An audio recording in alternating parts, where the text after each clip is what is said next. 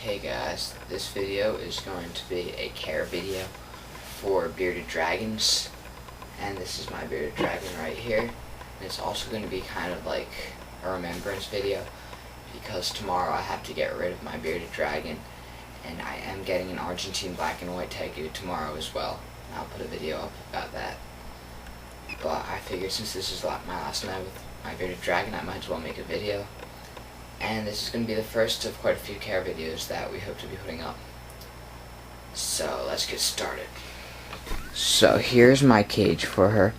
It is 3 foot by 12 foot by 20 inches high. And I would say that is about the minimum for a female bearded dragon. A male or a pair could be housed in a 40-gallon breeder, which is 3 foot by 18 by 16, I think. And that's what the skink's cage is over there. It's just a little deeper, and really, like, an adult male should be housed in that. And if you have a female that's 20 inches or longer, I would say house her in something like that too. But Popcorn's only about 18 inches. She's kind of on the small side, but not like incredibly small where she's a dwarf.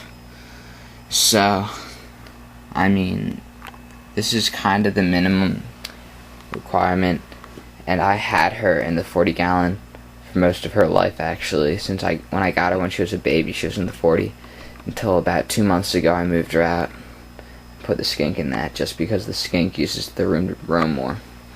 But anyway, back to the care video.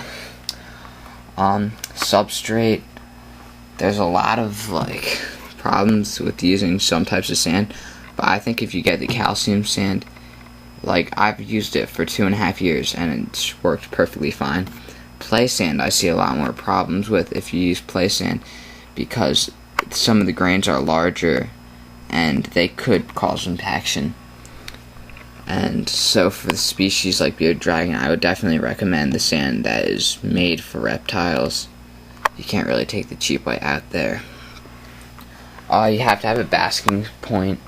This is mine right here, even though the light's kind of over there, so he doesn't get full effect of it.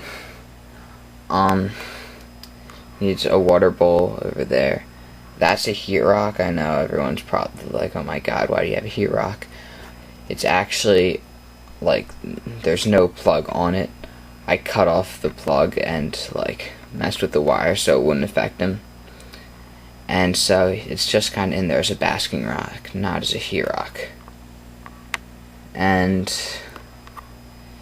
hide on this warm side right under the heat mat, which is right here. And for lighting, I should have a UVB bulb on here, and I usually do. But it burned out a little while ago, and it was only like 5 months into it.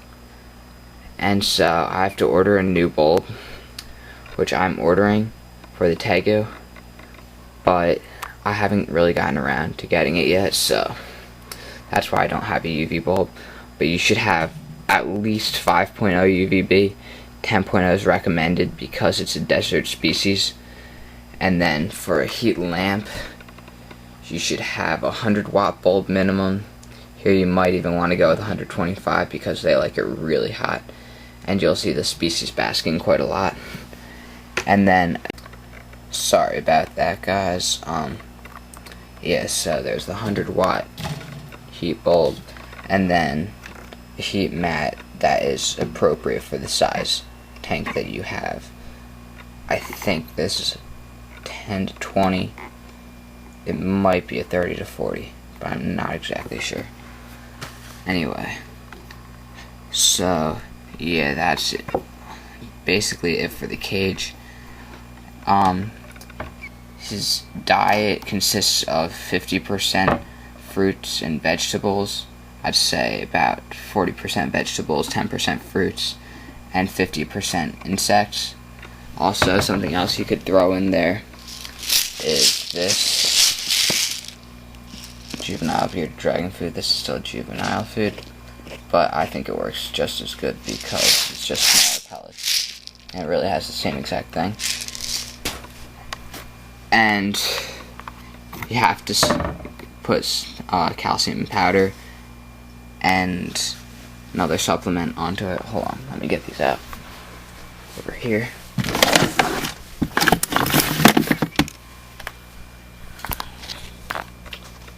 This is what I use: RepCal, Reptative, and calcium with vitamin D3. And they're kind of expensive, but you really do need them. Vitamin D3 is good for their bones, and it helps prevent calcium deficiency.